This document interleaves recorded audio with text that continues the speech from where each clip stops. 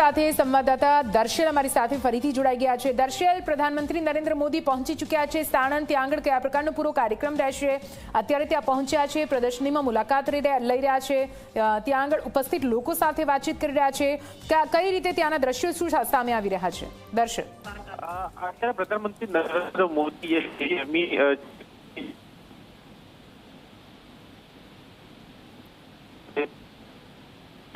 Company સાથે ફરીથી અમારા સંવાદદાતાનો સંપર્ક કરવાનો પ્રયત્ન કરીશું, પરંતુ આપ જુઓ, પ્રધાનમંત્રી નરેન્દ્ર મોદી ફરી એકવાર ગુજરાતની મુલાકાતે આવ્યા છે અને અહીં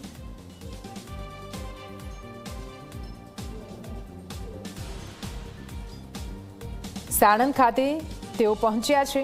અહીં ઉપસ્થિત એ તમામ વિદ્યાર્થીઓ સાથે એન્જિનિયર્સ સાથે તેઓ વાતચીત કરી રહ્યા છે અને તેમનો એક આગવો અંદાજ પણ આ વાતચીતમાં જોવા મળી રહ્યો છે।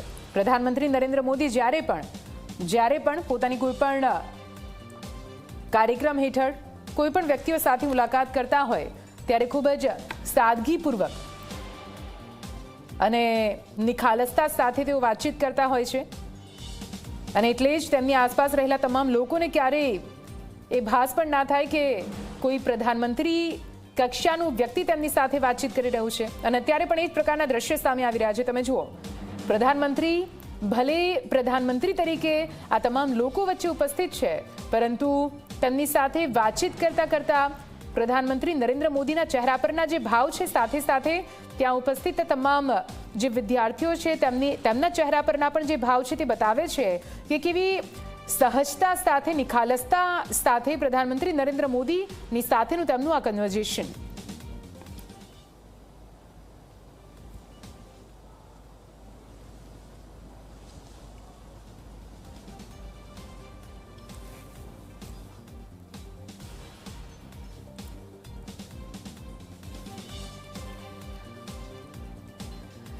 તો આપ જુઓ, સેમિકન્ડક્ટર ચિપ લાગે ખૂબ નાની, પરંતુ તેનું મહત્વ ખૂબ જ વધારે છે। તે કોઈ પણ નાની સર્કિટથી લઈને તમારા મોબાઈલથી લઈને ટીવીથી લઈને કોઈ પણ મોટા પ્લાન્ટની વાત કેમ ના હોય, સેમિકન્ડક્ટર ચિપ એ ખૂબ જ મહત્વપૂર્ણ ચિપ બની જાય છે જ્યારે આપણે કોઈ પણ ઇલેક્ટ્રોનિક વસ્તુની વાત કરતા હોઈએ। અને એટલા માટે જ જ્યારે સેમિકન્ડક્ટર પ્લાન્ટ જેવો એક અદ્યતન પ્રકલ્પ ગુજરાતની ધરા પર ઊભું થવા જઈ રહ્યો છે, उसमें अनवरत दिन रात कठोर परिश्रम किया गया है। सिर्फ सरकार की तरफ से ही सारी सुविधाएं वो केवल मुहैया कराना ही नहीं है, मिनिमम गवर्नेंस की जब हम बात कर, maximum governance and minimum government की बात करते हैं, तो ऐसे ही जगहों पर समझ में आता है जहां पर इस तरह की सुविधाओं को प्रश्रय देने के लिए सरकार हर संभव कदम उठाती है। तो न सिर्फ कठोर परिश्रम किया गया है, बल्कि ये सपने के सच होने जैसा भी है, क्योंकि महज 4 वर्षों में अगर इसको लोग इस तरह से भी देख रहे हैं, लेकिन इन 4 वर्षों में प्रत्येक दिन लगातार काम किया गया है। तो ये 4 वर्षों की जो यात्रा है उसकी परिणति।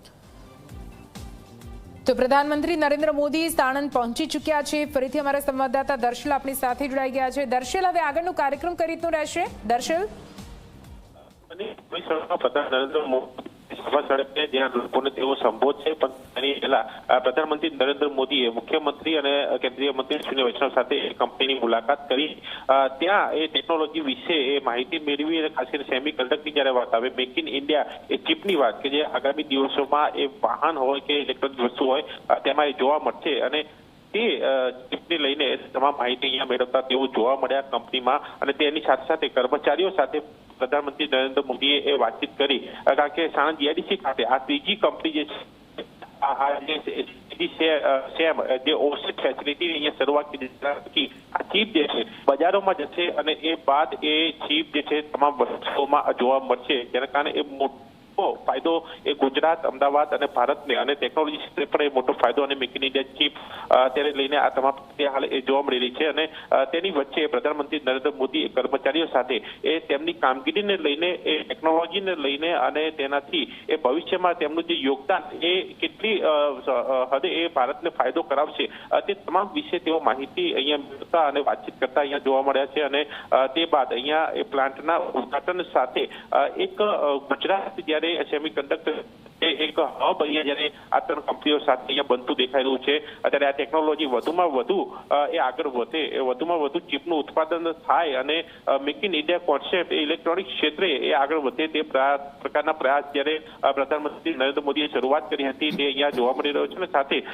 જે અહીંયા કંપનીની વાત છે 7600 કરોડના આખો કંપની જે બનાવવામાં આવી છે તેની અંદર 300 જેટલા કર્મચારીઓ હાલ જોડાયા છે અને આગામી 5 વર્ષની અંદર 5000 જેટલી રોજગારી અહીંયા ઉતરવાનો પ્રયાસ અને એ ટેકનોલોજીને ઝડપી આગળ વધારવાનો પ્રયાસ જે છે તેની આજે શરૂઆત અહીંયા દેખાઈ છે. અને જોઈ શકાય છે કે પ્રધાનમંત્રી નરેન્દ્ર મોદી એ કર્મચારીઓ સાથે વાતચીત કરતા અને અલગ અલગ એ માહિતી મેળવતા અને એક સૂચન કરતા પણ પ્રધાનમંત્રી નરેન્દ્ર મોદી જે છે તે અહીંયા જોવા મળે છે. બસ હવે થોડીક ક્ષણોમાં એ સ્ટેજ પ્રધાનમંત્રી એ મહાનુભાવો સાથે અહીંયા પહોંચશે અને ત્યાં એ સ્ટેજ કાર્યક્રમની શરૂઆત અને ત્યાં એ સંબોધન અને સેમિકન્ડક્ટર જે ચીપ જે છે એ કેટલી ભારત માટે ફાયદારૂપ નીવડશે તેની માહિતી પણ અહીંયા એ સ્ટેજ થકી એ પીએમ જે છે એ આપશે અને ત્યાં લોકો એ સંબોધનને પણ જોવા મળશે.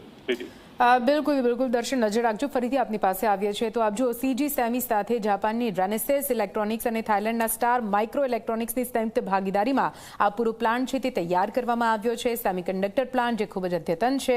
6 જેટલા પ્લાન્ટને મંજૂરી આપવામાં આવી છે, તેમાંથી એક ગુજરાતમાં સાણંદમાં આ પ્લાન્ટ ઊભો કરી દેવામાં આવ્યો છે. અને હાલ પ્રધાનમંત્રી નરેન્દ્ર મોદી એ પ્લાન્ટના કર્મચારીઓ સાથે જ વાતચીત કરી રહ્યા છે, માહિતી મેળવી રહ્યા છે કે કઈ રીતે આ સેમિકન્ડક્ટર ટેકનોલોજી એ ખૂબ જ જરૂરી છે અને ગુજરાત તેમજ ભારતના વિકાસમાં કેવી રીતે મહત્વપૂર્ણ પડાવ સાબિત થઈ શકે છે.